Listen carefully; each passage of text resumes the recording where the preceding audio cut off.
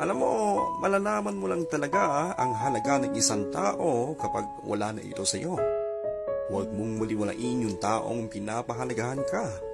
Baka kasi dumating yung panahon na kailanganin mo siya pero sinukuan ka na. Malalaman mo lang talaga ang halaga ng piso kapag nagkulang ang pamasahe mo. Katulad din na malalaman mo lang ang halaga ng isang tao pag wala na ito sa iyo.